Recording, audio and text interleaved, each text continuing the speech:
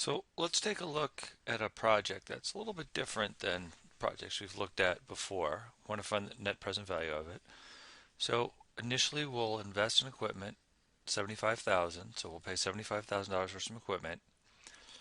Project would last either for 4 years or for 5 years. We don't know when it's going to end.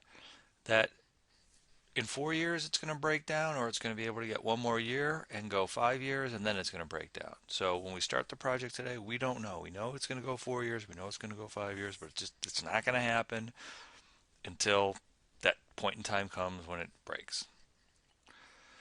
Well, for each of the years that it is operating, whether it be 4 years or 5 years, operating cash flows of $22,000 are expected. In 1 year, the project is expected to have a terminal value of 55,000. Cost of capital, 16.8%. So the question is, should we pursue this project? And so, it's a little, sometimes people say, well, let's look at 5 years or let's look at 4 years because 4 years is the shortest. It'd be the worst case scenario. Some people might say, let's take an average. But we don't have to do any of that. Why?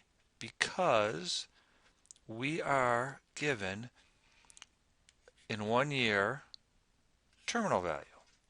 So in 1 year, this project is expected to be worth $55,000. That incorporates everything that's expected to happen in 2 years, 3 years, 4 years, and 5 years. And for that 4 and 5 years, it's taking into account the likelihood, the possibility of the project going 5 years or 4 years. So we really only need for this project year 0 and year 1, because year 1, the terminal value captures everything that could happen in 2, 3, 4, and 5. So for each of those years, year 0 and year 1, what's the operating cash flow? What's the cash flow effects from the change in net working capital? There's nothing given about net working capital there, so it's 0 for both years. Cash flows from capital spending plus terminal value. So for year 0, operating cash flow is 0. Cash flow effects from change in net working capital is also 0. Cash flow from capital spending, negative 75,000. Make sure, again, it says initial investment would be 75, so you see that positive. It's very tempting to put it as positive, but it's negative because you're paying 75. And there's no terminal value in year 0, so that's 0. So at time 0, you pay 75. How about time 1? Operating cash flow of $22,000 per year. Again, no net working capital, no capital spending, but there is a terminal value of 55,000. So the the relevant cash flow captures everything in year 1 is 77. Notice 22 come in.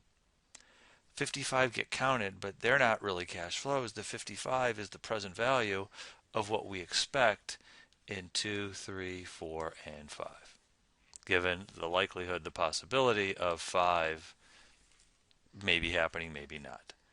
So we have our C0 and our C1. We know the cost of capital 16.8%. Solve for NPV. It's negative. We would not pursue this project. NPV negative 9,075. Don't pursue this project.